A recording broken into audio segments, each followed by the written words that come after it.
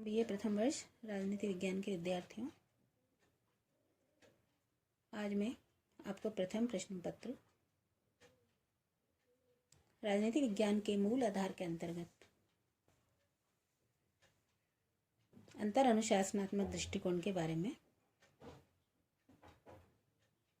बताने जा रही हूँ।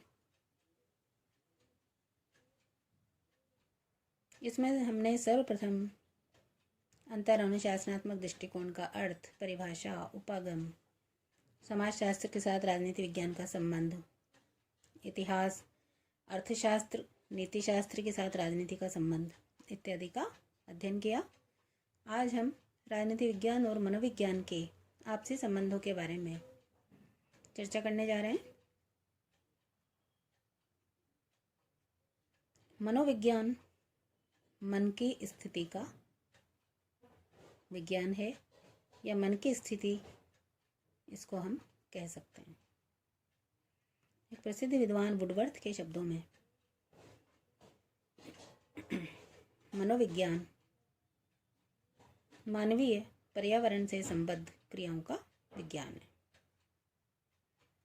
तो इस प्रकार से मनोविज्ञान में हम मानव से संबंधित क्रियाओं, प्रतिक्रियाओं और उसकी समस्त मनस्थिति का अध्ययन करते हैं। अगर हम राजनीति विज्ञान और मनोविज्ञान के आपसी संबंधों की बात करें तो कुछ ऐसी समानताएं हैं जो हम इन दोनों में देख सकते हैं। इसमें सर्वप्रथम है कि दोनों ही मानव का अध्ययन करते हैं, यानी दोनों का अध्ययन विषय एक मनुष्य है। दूसरी प्रमुख समानता है कि सभी मानवीय संस्थाएं मानवीय मस्तिष्क की ही उपज होती हैं, यानी मानवीय संस्थाओं के जो निर्माण का कारक है वो मनुष्य का मस्तिष्क ही अंततः बनता है। तीसरी प्रमुख समानता, राजनीतिक संस्थाओं का स्थायित्व और सफलता मानव की मनस्थिति पर निर्भर करती है। चौथा, जन समूह की मनस्थिति का भी महत्व होता है। पांचवा,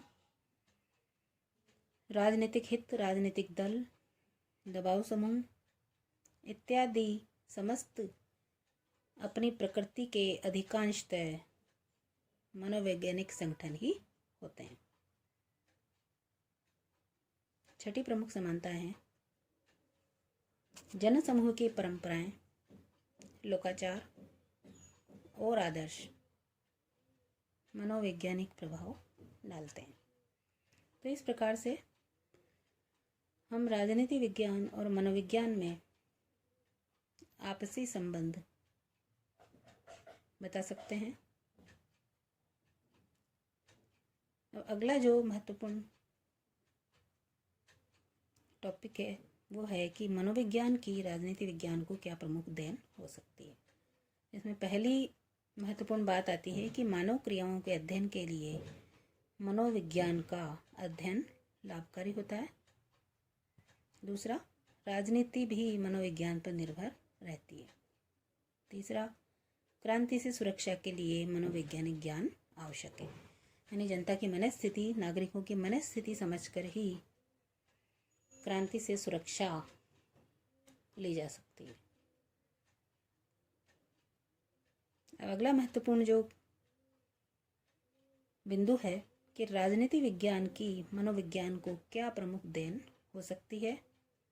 तो इसमें पहली महत्वपूर्ण बात यह है कि मनोविज्ञान को राजनीति विज्ञान सामग्री प्रदान करता है। दूसरा, राजनीति जन मनोविज्ञान को प्रभावित करती है। और अंत में यदि हम राजनीति विज्ञान और मनोविज्ञान में प्रमुख अंतरों या भेदों को देखें तो अध्ययन क्षेत्र की दृष्टि से, प्रकृति की दृष्टि से और इनमें आधारभूत दृष्टिकोणों की वजह से भी इनमें हम प्रमुख अंतर बता सकते हैं। परंतु निष्कर्ष रूप में हम ये कह सकते हैं कि राजनीति विज्ञान और मनोविज्ञान, इन दोनों में महत्वपूर्ण अंतर होने के बावजूद भी ये दोनों ही एक दूसरे के पूरक हैं और एक दूसरे पर निर्भरता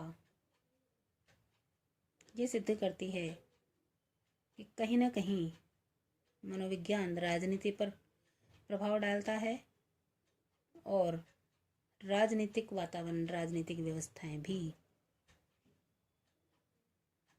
मनोविज्ञान पर अपना प्रभाव छोड़ती हैं। धन्यवाद।